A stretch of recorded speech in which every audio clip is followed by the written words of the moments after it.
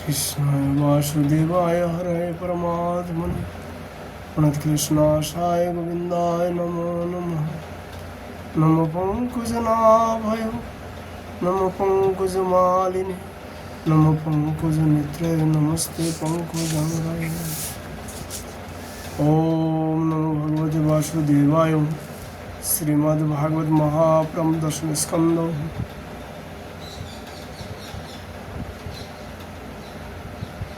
प्रथम अध्याय।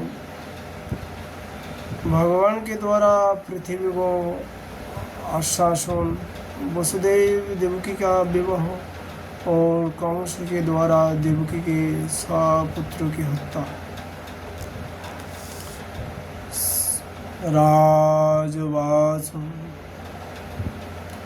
कथितो वंश विस्तार भवतं सोमो सूर्याय राज्ञं सुभय वंशनं चरित्र परमद्भुतम्।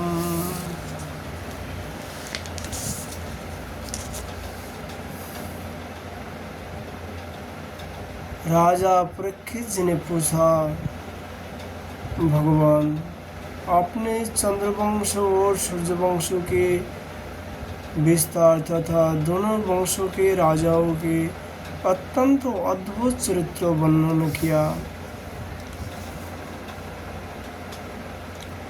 भगवान के परम प्रेमी मुनिवर अपने स्वभाव से ही धर्म प्रेमी यदुवंशों का भी विशद वर्णन किया।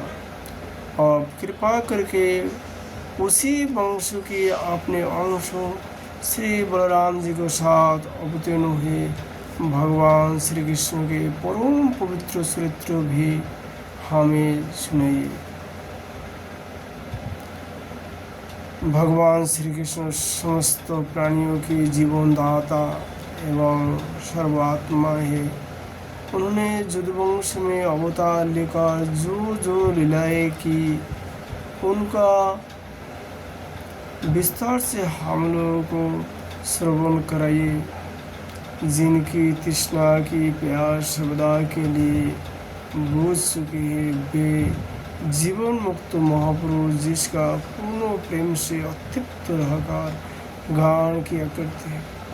मुमुक्ष जनों के लिए जो भवरोग का रामबाण औषध है तथा विषयी लोगों के लिए भी उनके कान और मन को परम आह्लाद देने वाला है। भगवान श्री कृष्ण चंद्र के वैसे सुंदर सुखद रसीली गुणानुवाद से पशुघाती अथवा आत्मघाती मनुष्य के अतिरिक्त और ऐसा कौन है जो विमुख हो जाए, उसी से प्रीति ना करे।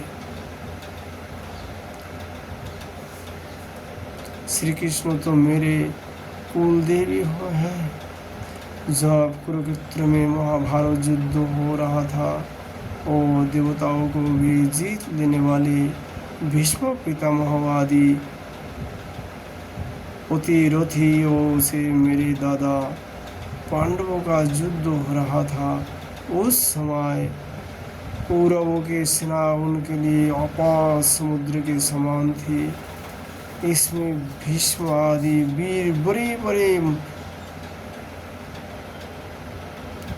मत्स्यों की ही निकाल जाने वाले तिमिंगल मत्स्यों की समान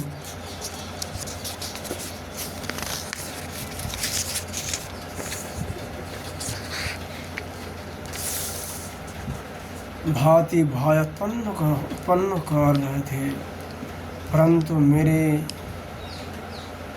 सनाम धन्य पितामह भगवान श्री कृष्ण के चरण कमल की नौका का आश्रय लेकर उस समुद्र को अनायासी पार कर गए। ठीक वैसे ही जैसे कोई मार्ग में चलता हुआ स्वभाव से ही बसरे के खूर का गड्ढा पार कर गए जाए। महाराज, मेरा यह शरीर जो आपके सामने है तथा जो कौरव और पांडवों दोनों ही वंशों का एकमात्र सहारा था, अश्वत्थामाओं के ब्रह्मास्त्र से जल चुका था। उस समय मेरी माता जब भगवान की शरण में गई तब उन्होंने हाथ में चक्र लेकर मेरी माता के गर्भ में प्रवेश किया और मेरी रक्षा की। वे समस्त शरीरधारियों के भीतर आत्मा रूप से रहकर अमृत तत्व का दान कर रहा है और बाहर काल रूप से रहकर मृत्यु का मनुष्य के स्वरूप में प्रतीत होना, यह तो उनकी एक लीला है। आप उन्हीं की औषध और मधुज से परिपूर्ण लीलाओं का वर्णन कीजिए। भगवान, आपने अभी बतलाया था कि बलराम जी रोहिणी के पुत्र थे। इसके बाद देवकी के पुत्र में भी आपने उनकी गणना की। दूसरा शरीर धारण किए बिना दो माताओं का पुत्र होना कैसे संभव है? असुरों की मुक्ति देने वाले और भक्तों की प्रेम वितरण करने वाले भगवान श्री कृष्ण अपने वात्सल्य स्नेह से भरे हुए पिता का घर छोड़कर ब्रज में क्यों चले गए? यदुवंश शिरोमणि भक्त वत्सल प्रभु ने नंद आदि गोप बंधुओं के साथ कहाँ निवास किया? ब्रह्मा और शंकर का भी शासन करने वाले प्रभु ने ब्रज में तथा मधुपुर में रहकर कौन सी लीलाएं की? और महाराज, उन्होंने अपनी माँ के भाई मामा कंस को अपने हाथों क्यों मार डाला? वह मामा होने के कारण उनके द्वारा मार जाने योग्य तो नहीं था। मनुष्य का सच्चिदानंदमय विग्रह प्रकट करके द्वारकापुरी में यदुवंशियों के साथ उन्होंने कितनी वर्षों तक निवास किया और उन सर्वशक्तिमान प्रभु की पत्नियां कितनी थी? मैंने श्री कृष्ण की जितनी लीला पूछी है और जो नहीं पूछी है वे सब आप मुझे विस्तार से सुनाइए, क्योंकि आप सब कुछ जानते हैं और मैं बुरी श्रद्धा के साथ उन्हें सुनाना चाहता हूँ। भगवान, अन्नों की तो बात ही क्या, मैंने जल का भी परित्याग कर दिया है, फिर भी वहाँ असह भूख प्यास मुझे तनिक भी नहीं सता रही है, क्योंकि मैं आपके मुख कमल से झरती हुई भगवान की सुधामयी लीला कथा का पान कर रहा हूँ। सूर्य कहते हैं, श्रुतवास एवं निशम भिगुनंदन साधुवादं व्यासो की स भगवानाथम विष्णुरातम प्रताजं कृष्ण सरितं कुली कलमस्नं बावतु मारभतु भागवत प्रधानो। सूर्य कहते हैं, शौनक जी, भगवान के प्रेमियों में अग्रगण्य एवं सर्वज्ञ श्री सुखदेव जी महाराज ने परीक्षित का वैसा समुचीन प्रश्न सुनकर उनका अभिनंदन किया और भगवान श्री कृष्ण की उन लीलाओं का वर्णन प्रारंभ किया जो समस्त कोली मलों को सदा के लिए दो ढलती है। सोगोवाचम सम्मा गब्बं वासितां बुद्धिस्तवं राजर्षि सत्तम वासुदेव कथयं त्वयि जज्जाता नष्टि कीर्ति। श्री सुखदेव जी कहते हैं, भगवान की लीला रस के ऋषि राजर्षि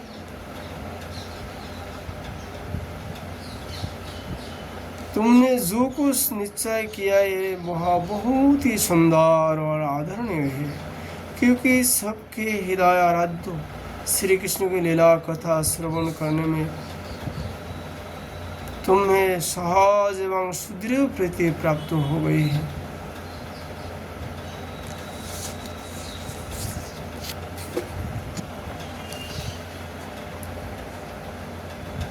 भगवान श्री कृष्ण की कथाओं के संबंध में प्रश्न करने से ही वक्ता और प्रश्नकर्ता और श्रोता तीनों ही पवित्र हो जाते हैं।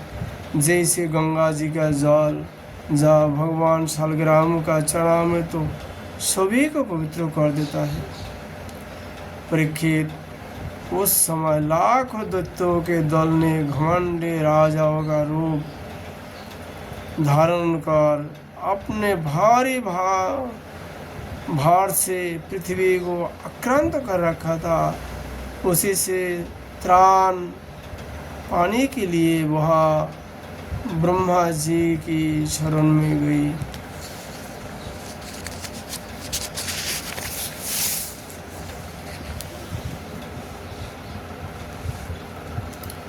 पृथ्वी ने उस समय गौ का रूप धारण कर रखा था। उसके नेत्र से आंसू बहाकर मुंह पर आ रहे थे। उसका मन तो खिन्न था ही, शरीर भी बहुत क्रीश हो गया था। वहाँ बड़े करुण स्वर से रवा रहे थे। ब्रह्मा जी के पास जाकर उसने उन्हें अपने पूरी कष्टों कहानी सुनाई। ब्रह्मा जी ने बड़ी सहानुभूति के साथ उसकी दुख गाथा सुनी। उसके बाद में भगवान शंकर स्वर्ग में अनन्य प्रमुख देवता तथा गौ के रूप में आई हुई पृथ्वी को अपने साथ लेकर क्षीर सागर में गई।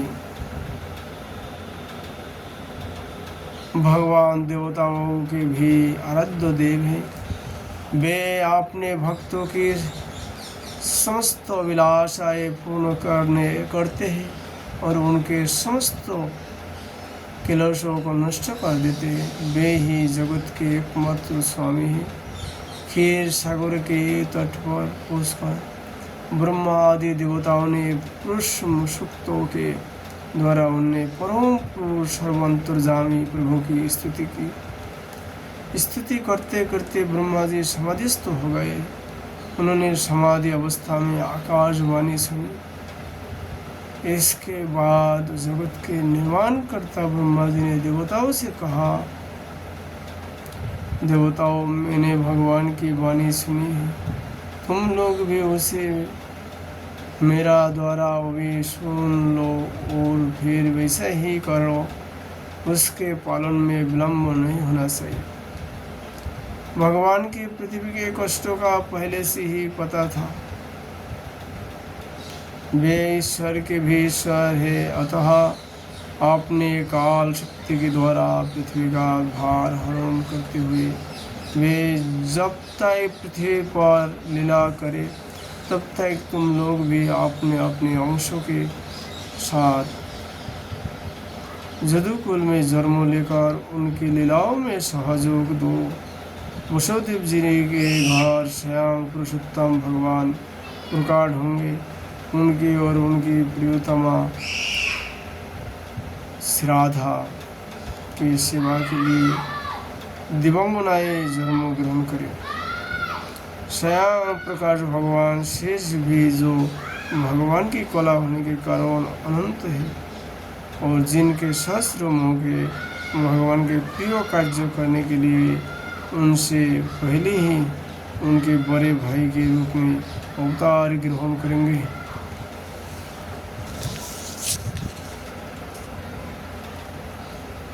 भगवान की यह औषधशालिनी जोग माया भी जिसने सारे जगत को मोहित कर रखा था, उनकी आज्ञा से उनकी लीलाओं के कार्य संपन्न करने के लिए अंश रूप में अवतार ग्रहण करेगी। श्री सुगोवाच इत्यादि श्याम रणगणान ब्रजपति पतिर्विभु आशस्य सामहीन गिरिभिं सधाम परमं जजौ। श्री सुखदेव जी कहते हैं,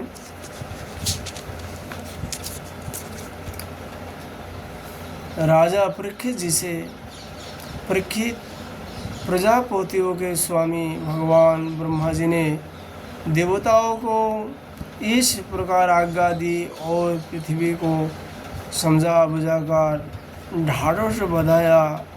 इसके बाद वे अपने परम धाम को चले गए। प्राचीन काल में यदुवंशी राजा थे सुरसेन। वे मधुपुर में रहकर मधुर मंडल और सुरसेन मंडल का राज्य शासन करते थे। उसी समय से मथुरा ही समस्त यदुवंश नरपतियों की राजधानी हो गई थी। भगवान श्री हरि सर्वदा बाहर विराजमान रहते थे। एक बार मथुरा में सूर्य के पुत्र वसुदेव जी विवाह करके अपने नवविवाहिता पत्नी देवकी के साथ घर जाने के लिए रथ पर सवार हुए। उग्रसेन का लड़का था कंस। उसने अपने चचेरी बहन देवकी को प्रसन्न करने के लिए उसके रथ के घोड़े की राश पकड़ ली। वह स्वयं ही रथ हाँकने लगा। यद्यपि उसके साथ सैकड़ों सोने की बनी हुई रथ चल रहा था। देवकी के पिता थे देवक। अपनी पुत्री पर उनका बड़ा प्रेम था। कन्याओं को विदा करते समय उन्होंने उसी सोने के हारों से अलंकृत 400 हाथी, 15,000 घोड़े, 1800 रथ तथा सुंदर सुंदर वस्त्र भूषणों से विभूषित 200 सुकुमारी दासियों दहेज में दी। विदाई के समय वर वधू के मंगल के लिए एक ही साथ शंख, तुरही, मृदंग और दुंदुभियां बजने लगी। मार्ग में जिस समय घोड़ों की राश पकड़कर कंस रथ हाँक रहा था, उसी समय आकाशवाणी उसे संबोधन करते हुए कहा, अरे मूर्ख, जिसको तू रथ में बैठा कर लिए जा रहा हो, उसके 8वें गर्भों की संतान तुझे मार डालेगी। कंस बड़ा पापी था। उसकी दुष्टता की सीमा नहीं थी। वह भोज वंश का कलंक ही था। आकाशवाणी सुनते ही उसने तलवार खींच ली और अपने बहुनी की चोटी पकड़कर उसे मारने के लिए तैयार हो गया।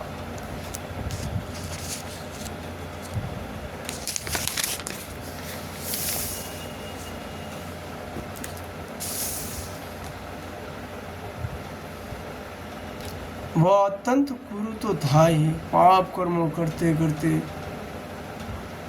निर्लज्ज भी हो गया था। उसका यह काम देखकर महात्मा वसुदेव जी ने उसको शांत करते हुए बोले, वसुदेव उवाच श्लाघनीयो गुणो शौर्यवो भानु भुजयो शस्करो सकथं भगिनी हन्तातुं स्त्रिय मुद्रा पर्वणि। सुखदेव जी कहते हैं, वसुदेव जी कहते हैं, राजकुमार, आप भोज वंशों के होने पर वंशोद्धार तथा अपने कुल की कीर्ति बढ़ाने वाले हैं। बड़े बड़े शूरवीर आपके गुणों की सराहना करते हैं। इधर यहाँ एक तो स्त्री, दूसरी आपकी बहन और तीसरी यहाँ विवाह का शुभ अवसर। वैसी स्थिति में आप इसे कैसे मार सकते हैं? वीरवर, जो जन्म लेते हैं उनकी शरीर के साथ ही मृत्यु भी उत्पन्न होती है। आज हो जा 100 वर्ष के बाद जो प्राणी है उसकी मृत्यु होगी। जब शरीर का अंत हो जाना है जब जीव अपने कर्म के अनुसार दूसरे शरीर को ग्रहण करके अपने पहले शरीर को छोड़ देता है, उसे विवाह होकर वैसा करना पड़ता है। जैसे चलते समय मनुष्य एक पैर जमा कर ही दूसरा पैर उठाता है, और जैसे जो किसी अगले तिनके को पकड़ लेती है तब पहले पकड़े हुए तिनके को छोड़ती है, वैसे जीव भी अपने कर्म के अनुसार किसी शरीर को प्राप्त करने के बाद ही इस शरीर को छोड़ता है। जैसे कोई पुरुष जागृत अवस्था में राजा के औषधियों को देखकर और इंद्र आदि के औषधियों को सुनकर उसकी अभिलाषा करने लगता है और उसका चिंतन करते करते उन्हें बात में घुल मिलकर एक हो जाता है, तथा स्वप्न में अपने को राजा व इंद्र के रूप में अनुभव करने लगता है। साथ ही अपने दरिद्र अवस्था की शरीर को भूल जाता है। कभी कभी तो जागृत अवस्था में ही मान उन बातों का चिंतन करते करते तन्मय हो जाता है और वो से स्थूल शरीर की शोधी नहीं रहती। वैसे ही जीव कर्म कृत कामना और कामना कृत कर्मों के वश होकर दूसरे शरीर को प्राप्त हो जाता है और अपने पहले शरीर को भूल जाता है। जीव का मन अनेक विकारों का पुंज है।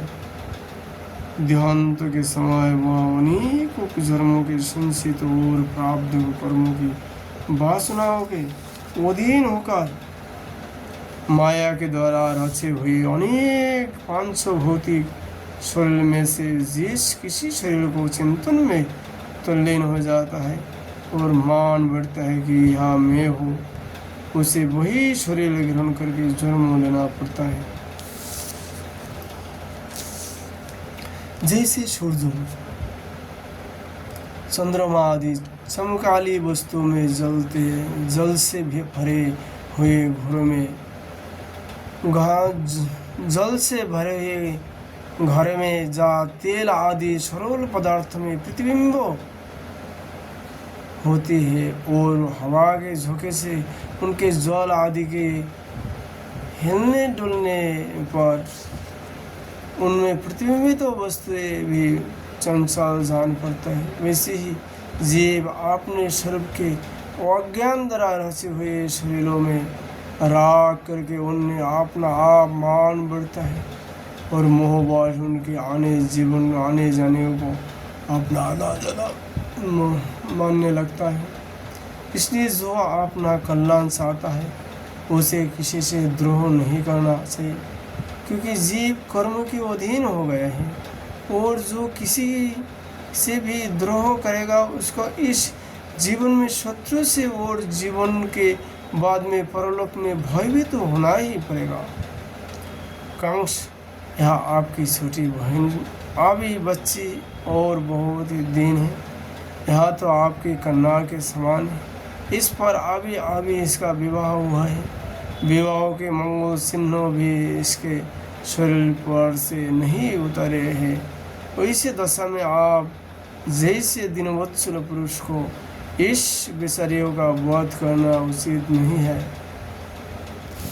श्री शुक उवाच एवं समभिर्भेदवी बुद्धमानयोऽपि दारुणः न नवर्ततं कौरवं पुरुषादानानुव्रतः।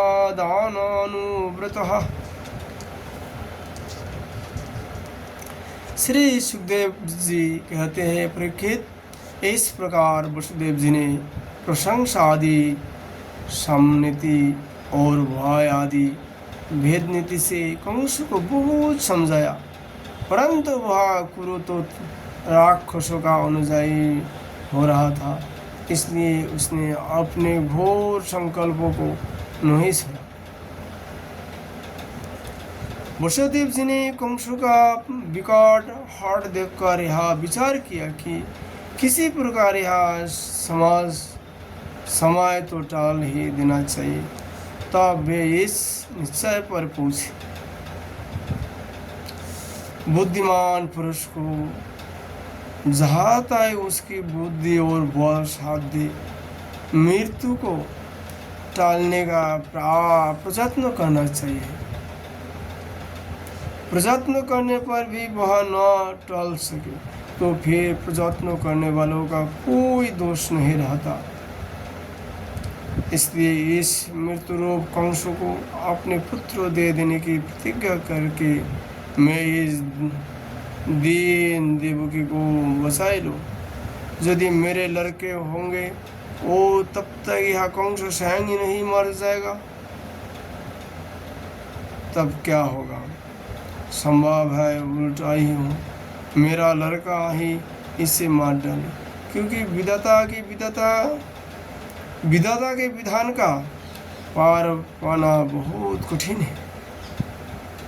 मृत्यु सामने आकर भी टल जाती है और टली हुई भी लौट आती है।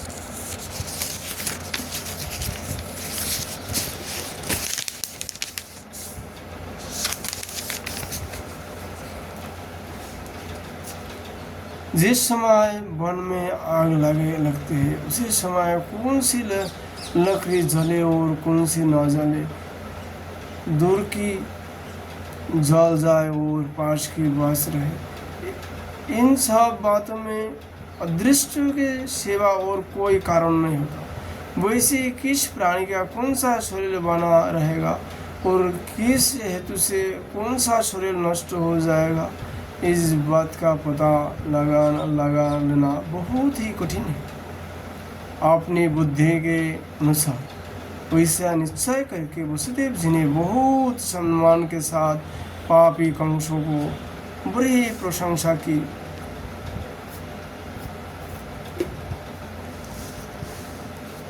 राजा परीक्षित, कंस बड़ा क्रूर और निर्लज्ज था, अतः वैसे करते समय वसुदेव जी के मन में बड़ी पीड़ा भी हो रही थी। फिर भी उन्होंने ऊपर से अपने मुख कमल को प्रफुल्लित करके हंसते हुए कहा, वसुदेव वास नस्ते वयं सम्म जद भाग्य शरीरिणी पुत्रान् समर्पयिष्ये जस्तस्तिं भयो बुद्धितम्। वसुदेव जी ने कहा, सम्मो, आपको देवकी से तो कोई भय है ही नहीं। जैसे कि आकाशवाणी कहा है भय है पुत्र से, सो इसके पुत्र मैं आपको लाकर सौंप दूंगा। सुखदेव जी कहते हैं, हे परीक्षित, कंसो जानता था कि वसुदेव जी के वचन झूठी नहीं होती और उन्होंने जो कुछ कहा है वह युक्ति संगत भी है। इसलिए उसने अपनी बहन देवकी को मारने का विचार छोड़ दिया। इसी से वसुदेव जी बहुत प्रसन्न हुए और उसकी प्रशंसा करके अपने घर चले आए। देवकी बड़ी सती शादी थी, सारे देवता उसके शरीर में निवास करते थे।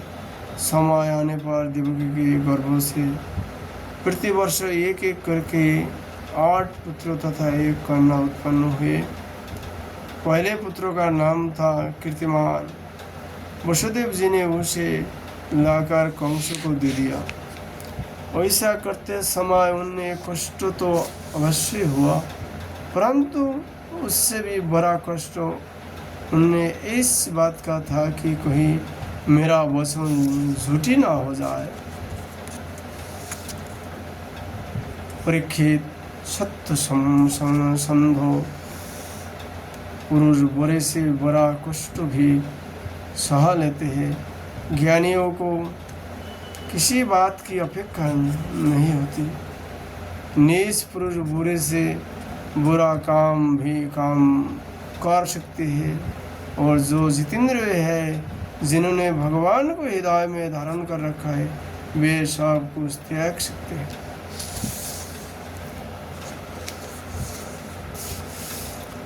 जब कंस ने देखा कि वसुदेव जी का अपने पुत्रों का जीवन और मृत्यु में समान भाव है, तब वे सत्य में पूर्ण निष्ठावान भी है। तो अब वह बहुत प्रसन्न हुए और उनसे हंसकर बोला, वसुदेव जी ने आप कंस ने वसुदेव जी से कहा, वसुदेव जी आप इस नन्हे सी सुकुमार बालक को ले जाइए, इससे मुझे कोई भय नहीं है, क्योंकि आकाशवाणी तो ऐसा कहा था कि देवकी के 8वें गर्भ से उत्पन्न संतान के द्वारा मेरी मृत्यु होगी। वसुदेव जी ने कहा ठीक है, और उस बालक को लेकर वे लौट आए। परंतु उन्हें मालूम था कि कंस बड़ा दुष्ट है और उसका मान उसके हाथ में नहीं है, वह किसी खान बदल सकता है, इसलिए उन्होंने उसकी बात पर विश्वास नहीं किया।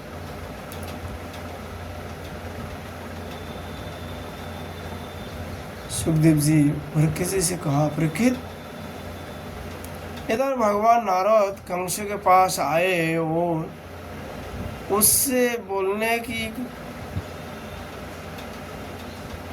इधर भगवान नारद कंस के पास आए और उससे बोले कि कंस, ब्रज में रहने वाले नंदो आदि गोप, उनकी स्त्रियां वसुदेव आदि विष्णुवंशी जादव, देवकी आदि यदुवंशियों की स्त्रियां और नंदो और वसुदेव दोनों के सजातीय बंधु बांधव और सागे संबंधी सब के सब देवता हैं। जो इस समय तुम्हारी सेवा कर रहा है वे भी देवता ही है। उन्होंने यह भी बतलाया कि यह दैत्यों के कारण पृथ्वी का भार बढ़ गया है, इसलिए देवताओं की ओर से अब उनके वध की तैयारी की जा रही है। इसलिए इनको नारद कहा जाता है, कोई गड़बड़ कर इनको बोला जाता है नारद। जब देवर्षि नारद इतना कहकर चले गए तो अब कंस की यह निश्चय हो गया कि यदुवंशी देवता है और देवकी के गर्भ से विष्णु भगवान ही मुझे मारने के लिए पैदा होने वाला है। इसलिए उसने देवकी की ओर वसुदेव को हाथ खड़ी बेड़ी से जकड़ कर कैद में डाल दिया और उन दोनों को जो पुत्र होते गए उन्हें वह मारता गया। उसे हर बार यह शंका बनी रहती कि वही विष्णु ही इस बालक के रूप में न आ गया हो। परीक्षित, पृथ्वी में यह बात प्राय देखी जाती है कि अपने प्राणों का ही पोषण करने वाले लोभी राजा अपने स्वार्थों के लिए माता पिता भाई बंधु और अपने अत्यंत हितैषी इष्ट मित्रों को भी हत्या कर डालते हैं।